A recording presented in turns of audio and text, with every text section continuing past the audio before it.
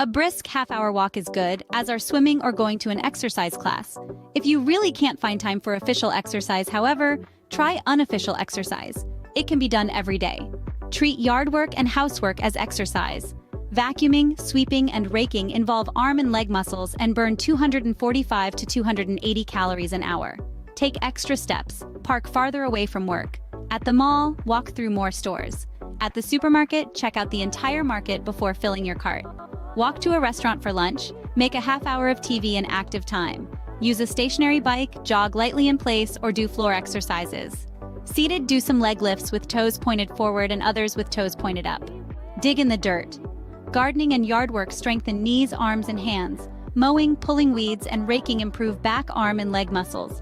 They burn 350 calories an hour and get you out in fresh air.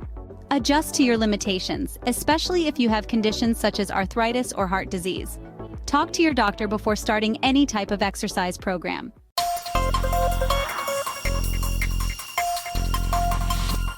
Cholesterol is a fat-like substance made in the liver that aids with critical functions like hormone production and digesting fat. But according to the Centers for Disease Control and Prevention, nearly 2 in 5 adults in the U.S. have excessive cholesterol levels, which can increase the risk for cardiovascular disease and other health complications. There are 2 kinds of cholesterol: the good high-density lipoprotein, HDL, and bad low-density lipoprotein, LDL. High blood cholesterol usually means too much LDL and not enough HDL.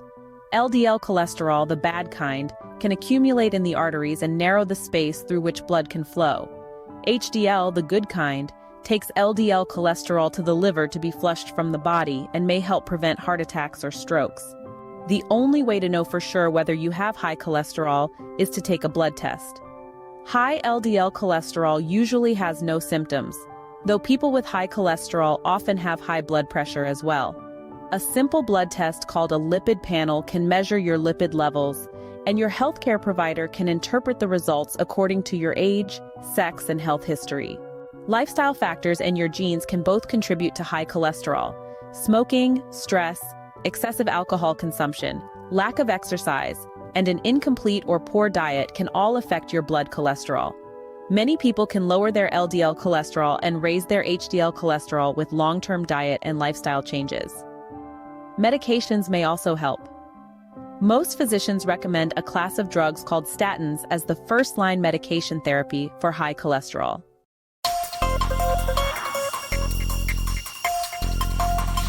Colorectal cancer is the 3rd most common cancer diagnosis among both men and women in the U.S., with about 153,000 total new cases in 2023 alone.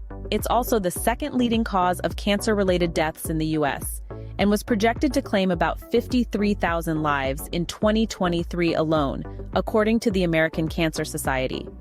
But survival rates have steadily ticked upwards for decades, thanks to early detection and widespread lifestyle changes.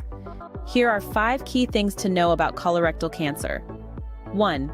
Colorectal cancer is a catch-all term for cancers that originate in the colon or rectum. About 1 in 23 men and 1 in 25 women will develop colorectal cancer during their lifetime. 2. You can reduce your risk of developing colorectal cancer if you maintain a healthy weight, exercise regularly, eat a healthy diet that prioritizes fresh foods and limits red or processed meats, abstain from tobacco, and limit your alcohol consumption. 3. People with first-degree relatives, parents, siblings, children, who have been diagnosed with colorectal cancer or adenomatous polyps have a higher risk of developing cancer themselves. 4. Regular screening, such as a colonoscopy, is crucial to find colorectal cancer early or prevent it entirely. The U.S. Preventive Services Task Force recommends regular screening for all adults age 45 to 75. 5. Common colorectal cancer symptoms include blood in your stool, unusual diarrhea or constipation, feeling like your bowel does not fully empty, abdominal pain, or unexplained weight loss. Talk to your doctor right away if you notice any of these symptoms.